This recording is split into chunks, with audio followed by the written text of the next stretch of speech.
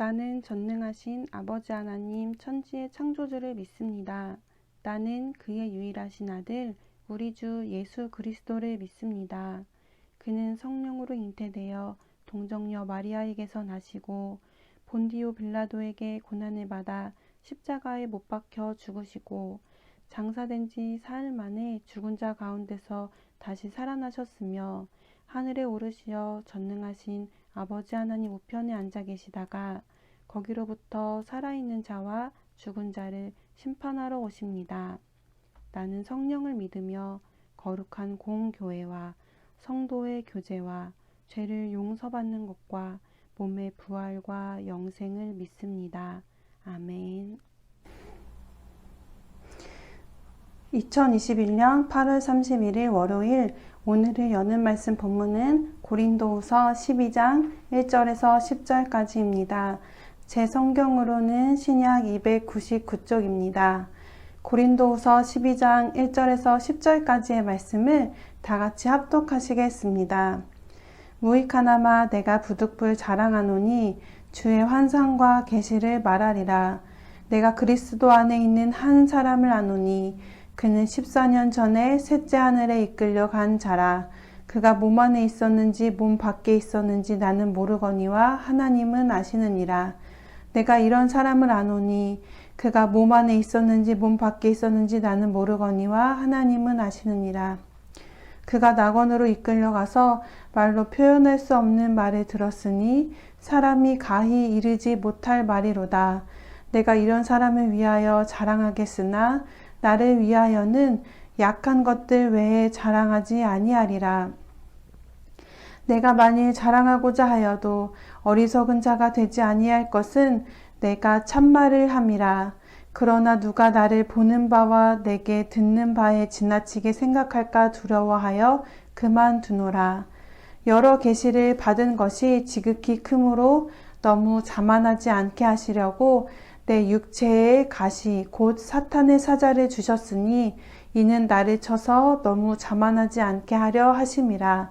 이것이 내게서 떠나가게 하기 위하여 내가 3번 주께 간구하였더니 나에게 이르시기를 내 은혜가 내게 족하도다. 이는 내 능력이 약한 데서 온전하여 짐이라 하신지라. 그러므로 도리어 크게 기뻐함으로 나의 여러 약한 것들에 대하여 자랑하리니 이는 그리스도의 능력이 내게 머물게 하려 함이라.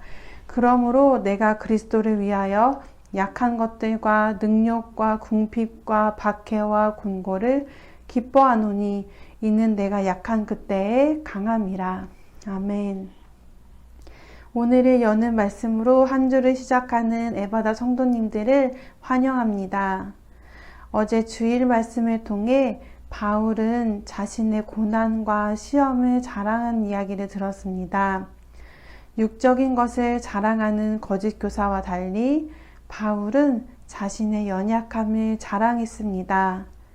우리는 약한 것을 감추고 싶어 하지만 바울은 오히려 자신의 자랑으로 삼았습니다. 오늘은 바울이 자랑한 연약함 중에 가장 극단적인 약함이 나옵니다. 함께 말씀을 나누시며 우리 안에 있는 약함이 무엇인지 생각해보고 하나님 안에서 그것을 어떻게 능력으로 채워주시는지 묵상하게 되시기를 바랍니다. 먼저 1절 말씀입니다. 무익하나마 내가 부득불 자랑하노니 주의 환상과 계시를 말하리라. 바울은 어리석은 자들의 자랑 때문에 어쩔 수 없이 자신의 경험에 대해 자랑합니다. 거짓 교사들이 자랑함으로 바울 역시 부득불 자랑을 시작한 것입니다. 거짓 교사들은 초자연적인 경험을 통해 고린도 교회에서 인정받으려 했습니다. 환상과 계시가 있어야 전통성을 입증할 수 있다고 그들은 생각했습니다. 따라서 바울은 그들과 같이 잠시 어리석은 자처럼 자신이 경험한 환상과 계시에 대해 말하려고 합니다. 2절 말씀입니다. 내가 그리스도 안에 있는 한 사람을 아노니 그는 14년 전에 셋째 하늘에 이끌려간 자라. 3절 내가 이런 사람을 아노니. 4절 그가 낙원으로 이끌려가서 말로 표현할 수 없는 말을 들었으니 사람이 가히 이르지 못할 말이로다. 바울은 자신이 경험한 환상과 계시가 있었던 것에 대해 말합니다. 내가 이런 사람을 아노니. 바울은 3인칭을 사용하여 자신이 한 일을 자랑하려는 것이 본의가 아님을 드러냅니다. 거짓 교사들 때문에 자신도 이 일에 대해 말하려 하는 것임을 나타냅니다. 유대인들은 하늘이 3층으로 이루어져 있다고 생각했습니다. 우리가 땅에서 바라본 하늘의 첫째 하늘, 해달별이 있는 둘째 하늘, 가장 높은 곳에 하나님이 계신 그곳이 바로 셋째 하늘입니다. 바울은 자신이 하나님이 계신 셋째 하늘까지 이끌려 갔으며 말로 표현할 수 없는 어떤 말을 들었다고 합니다. 바울은 자신이 보고 들은 일을 말할 수 없고 다른 이들과도 공유할 수 없지만 확실한 것은 바울의 경험이 하나님에 의해 일어난 일이라는 것입니다. 5절 6절입니다. 내가 이런 사람을 위하여 자랑하겠으나 나를 위하여는 약한 것들 외에 자랑하지 아니하리라. 내가 만일 자랑하고자 하여도 어리석은 자가 되지 아니할 것은 내가 참말을 함이라. 그러나 누가 나를 보는 바와 내게 듣는 바에 지나치게 생각할까 두려워하여 그만두노라. 거짓 교사들은 환상과 계시의 경험을 주장하며 고린도에서 인정받으려 했습니다. 그들의 말을 듣고 마음이 뺏겼던 몇몇 성도들은 자신도 그들처럼 특별한 경험, 신비한 체험을 하게 되기를 바랬고 그래야만 한다고 생각했습니다. 하지만 바울은 그것에 반대하는 듯이 자신이 올려져 낙원에 간 일이 있지만 자신이 듣고 본 일에 대해서는 구체적으로 말할 수 없고 그 일은 말할 수 없는 것이라고 합니다. 바울이 본 것은 말할 수 없는 것이었기 때문에 바울이 언급하지 않은 이유도 있지만 여기서 자칫 고린도 성도들이 환상과 경험을 쫓게 될까봐 절제하며 말하지 않게 되었습니다. 바울은 환상과 계시에 대해 자세히 말하는 대신 자신의 약한 것에 대해 말하기 시작합니다. 7절 말씀입니다.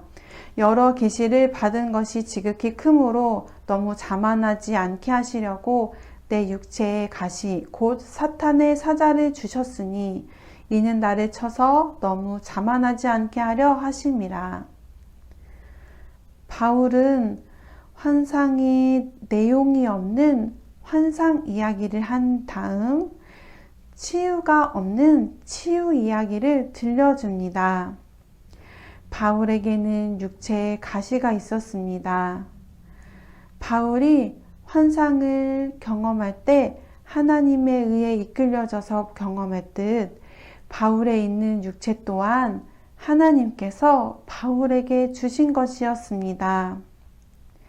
바울은 하나님께서 자신이 과도하게 높아지지 않기 위해 이 가시를 주셨다고 했습니다. 여기서 바울의 가시가 무엇이든지 간에 중요한 것은 하나님에 의해 가시가 주어진 것이라는 것입니다. 하나님은 바울의 삶 속에서 당하는 고난의 근원이셨습니다. 8절 말씀입니다. 이것이 내게서 떠나가게 하기 위하여 내가 3번 주께 간구하였더니. 바울은 하나님께 3번 기도합니다. 겟세마네 동산에서 고난의 잔을 앞두고 3번 기도하셨던 예수님의 모습이 떠오릅니다. 여기서 3번 바울이 기도한 것이 예수님의 기도를 두고 한 내용인지 아니면 반복적으로 했던 기도를 계속적으로 했던 기도에 대한 표현으로 3번의 기도라고 말했을 수도 있습니다. 다음은 바울의 기도에 대한 하나님의 응답입니다. 9절, 나에게 이르시기를 내 은혜가 내게 족하도다. 이는 내 능력이 약한 데서 온전하여 짐이라 하신지라. 그러므로 도리어 크게 기뻐함으로 나의 여러 약한 것들에 대하여 자랑하리니 이는 그리스도의 능력이 내게 머물게 하려 함이라. 여기서 머물게라는 뜻은 헬라어로 장막, 덮개를 뜻합니다. 바울은 구약시대에 장막 이미지를 사용하여 약함 속에 있는 성도와 그 가운데 함께 자기 장막을 치셨던 하나님의 이미지를 생각했습니다. 이스라엘 백성은 광야 생활을 하며 스스로 먹을 것을 구할 수도 없고 들짐승의 위험이나 공격으로부터 보호받을 수 없는 연약한 존재들이었습니다. 하지만 하나님께서 연약한 이스라엘과 함께 하시기 위하여 이스라엘의 장막 한가운데 성막을 짓게 하시며 그 가운데 거하셨습니다. 이처럼 성도들의 약함 속에서, 바울의 연약함 속에서 하나님은 자신의 은혜와 능력으로 우리에게 덮어주고 계시며 우리 가운데 함께 하십니다. 마지막 10절 말씀입니다.